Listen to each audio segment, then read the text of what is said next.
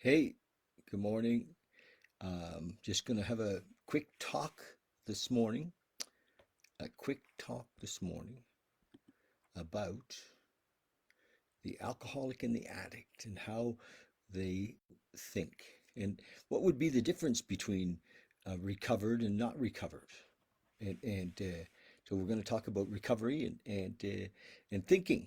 So um, the 12 step in the big book in the AA big book and the CA or whatever the big book talks about in the very early days.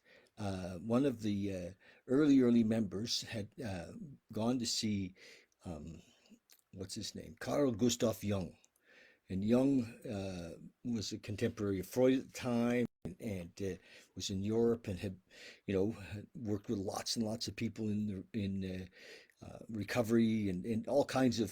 He was a therapist and a psychologist, and I don't know if Jung was a psychiatrist, but I guess he was a psychiatrist as well.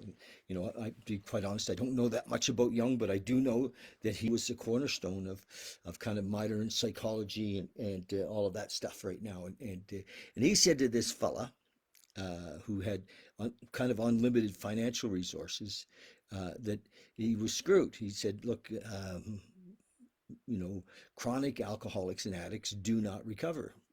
Very seldom. They're very hard to work with, and they don't recover." And he said, except in random cases, from time to time, the addict or the alcoholic would have a huge emotional displacement, so that and change of thinking, and over the years, in my experience, when I first came in, there's no way I could have understood what I'm about to share right now. I just couldn't have. I didn't know. I was so gripped in fear, um, and it was like welded into the system. Or it says our system was shot through with it. And that and so that was the thing. But it wasn't the fear itself. What happened is that the fear that I had, and that all alcoholics and addicts have, and I don't care who, what kind of a front they put on, is that they're going to lose something or they're not going to get something, and so they spend their life trying to manage and get what they think they deserve in life. And so if you have an alcoholic or an addict in your life, you know what I'm talking about. He or she is always angling to get, and unless they've totally given up, and so they've gone from, okay, I'm just gonna, I'm and giving up, by the way, is not the same as surrender. And if they've totally given up, they just said, forget it. I, I, I'm done, and they've, holed up somewhere to die, which happens, you know. So what do we do, if the shift has to be in our thinking, and that's why having a spiritual component is invaluable. We need to recognize a power greater than ourselves, because what we've done is we've managed or imagined that we were that power. The active alcoholic or addict, is like, nobody else is going to look after me. I got to look after myself. That kind of an attitude. And they'll connive and lie and deceive, and even when they're not using or drinking, to manage life. And so the shift has to be from that to, okay, how can I make a difference? How can I serve? How can I give back? And in that shift, there needs to be another. There needs to be this higher power, so that we recognize that life does look after us. So, and it doesn't matter how we see that higher power. It just matters that we come to this realization that we are safe. We are safe. That life is in our favor. Life is for us. So there needs to be something outside of us, or a belief in something more than just our own resources, that that is in some way looking out for all of us. I know it seems poly like Pollyanna, Pollyanna. Oh, like rose-colored glasses. Like, we're seeing things through rose-colored glasses. Don't you know it's tough out here? And but um, no, I don't.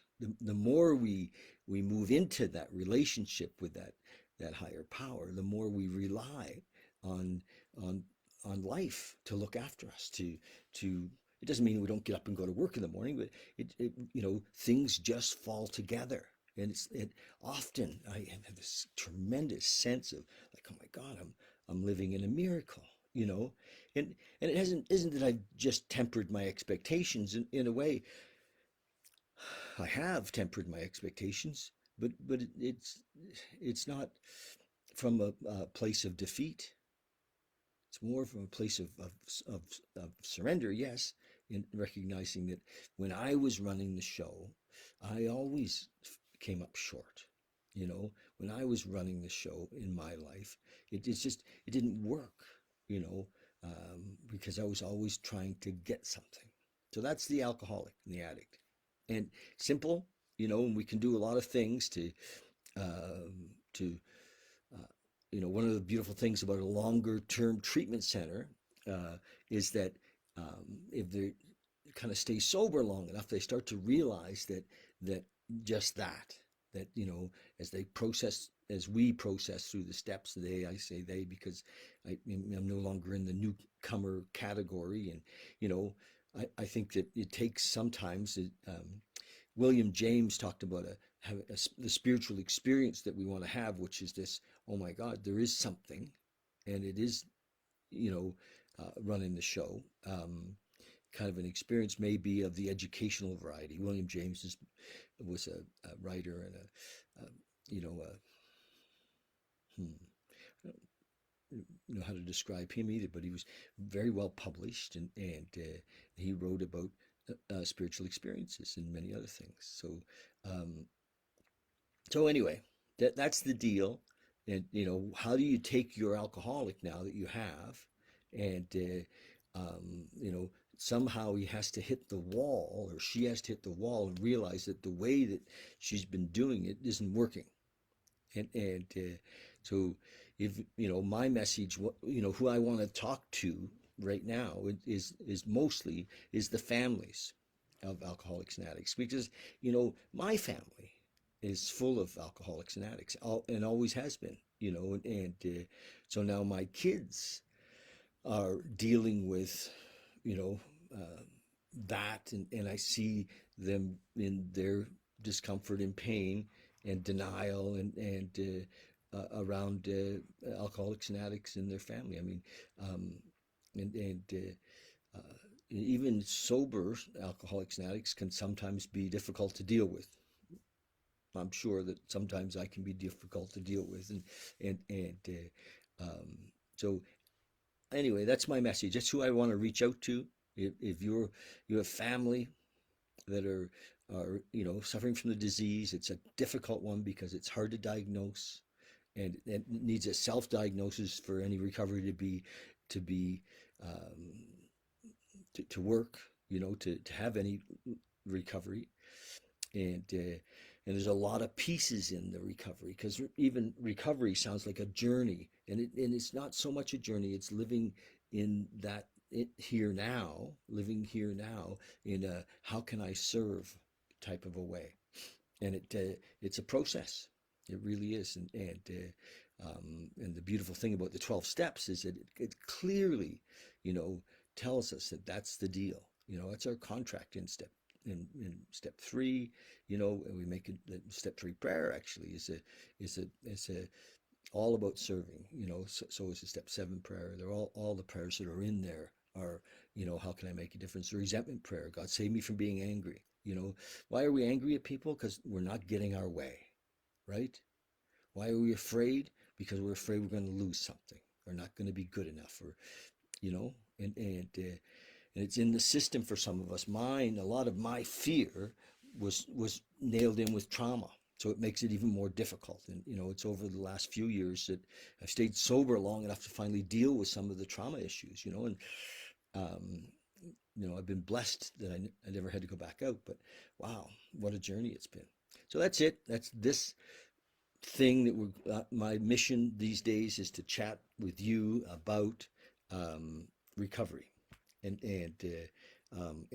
living sober and and living with the addict or the alcoholic who isn't sober. How do we deal with that? And that's my mission. All right. 22. It's February 22. Wow. February 22. So yeah, do you have an alcoholic or an addict in your family? Do you? Talk about it. Oh, by the way, I want to mention that tonight, Monday evening, like coming up here in a few hours, we have a sharing group. I'm going to put out a Zoom link really soon for the sharing group for tonight, and it's not, there might be a short meditation at the end, but it's mostly just to to have a safe place to come and share. We've changed our Monday night meditation to a kind of a Monday night sharing group, and it's not a therapy group. It's based on confidentiality, but to talk about our lives, what's happening, what are we up to, and it's not, I don't know how it'll shape up. So that's what's happening tonight, 7 o'clock. You're invited.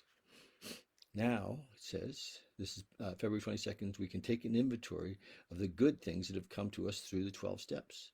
To begin with, this is this book I've been reading for the last several months. To begin with, we're sober today. That's the biggest asset on any alcoholic's books. Sobriety to us is like goodwill in business. Everything else depends on that. Most of us have jobs which we owe to our sobriety. We know we couldn't hold these jobs if we were drinking. So our jobs depend on our sobriety. Most of us have families, wives, and children, which we either had lost or might have lost if we hadn't stopped drinking. We have friends in AA, real friends, who are always ready to help us. Do I realize that my job, my family, and my real friends are dependent on my sobriety? Meditation for the day. I must trust God to be the best of my ability. I must trust God to be the best of my ability. That's what I was just saying, that there is something, you can call it God, you can call it universal intelligence, you can call it our new employer. But we need to have faith that and trust God to the best of my ability. This lesson has to be learned. My doubts and fears continue to drive me back into the wilderness. Doubts lead me astray because I am not trusting God. I must trust God's love. I will never fail. It will never fail, but I must learn not to fail it by my doubts and fears. We all have much to learn in turning out fear by faith. So basically the message that I just gave us was, we all have much to learn. We all have much to learn in turning out fear by faith. All of our doubts arrest God's work. All of our doubts arrest God's work through us. I must not doubt, must believe in God and continually work at strengthening my faith. So it's through that we realize that we don't have to live in fear. That's the deal. Fear, if there was an enemy, it's called fear. And prayer for the day. I pray that I may live the way God wants me to live. I pray that I may get into the stream of goodness in the world. So beautiful stuff. Simple, But the thing is, the bottom line for all of us is that, not only do we have to want it, but we have to believe that we can have it. And then we have to ask for help. If we don't reach out, if we don't ask for help, we can't my experience is that with the crazy mind, I cannot see myself. And I cannot see that what needs to be changed. So I have to learn to let go, to surrender the crazy mind and ask for help. So that's it. So if any of you like to reach out, I'll be here always, and love you. That's my deal. We're going to do like a little short, just drop in for a minute. It's like a restart, and a reset, a restart with a short meditation, like really short. Okay, join me. Um, I'd like to hear if you guys are okay with me doing these meditations. I don't know if it's I don't know. We'll see. I'm going to do a little short one. So just drop in.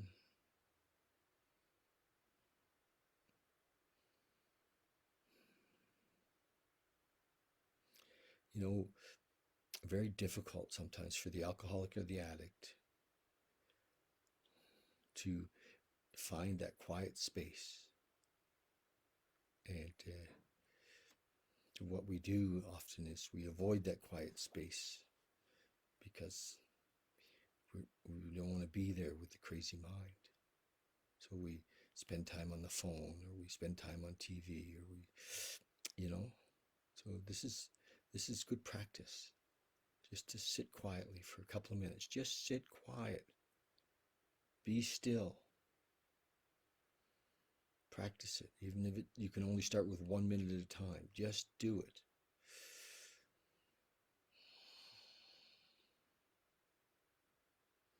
We're so grossly self-centered that it's difficult for us to just do this. Somebody's saying this is good for you. It is good. You expand your ability to be present and then to actually be here now, where all the action is.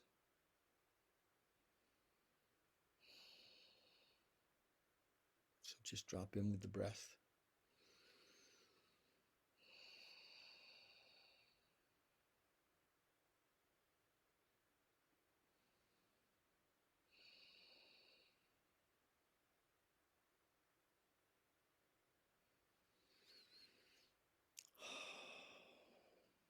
There we are.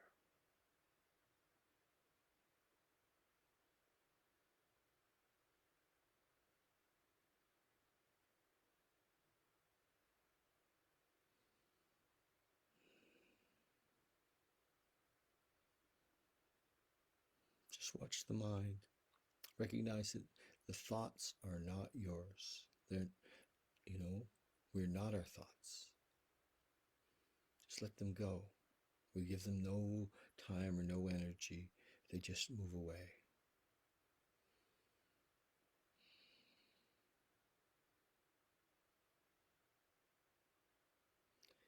There we go. Thank you. It's interesting. In most 12-step meetings, we start the meeting with what we call a moment of silence, which is for some so uncomfortable that it's more like 15 seconds of silence. The chairperson just can't do it.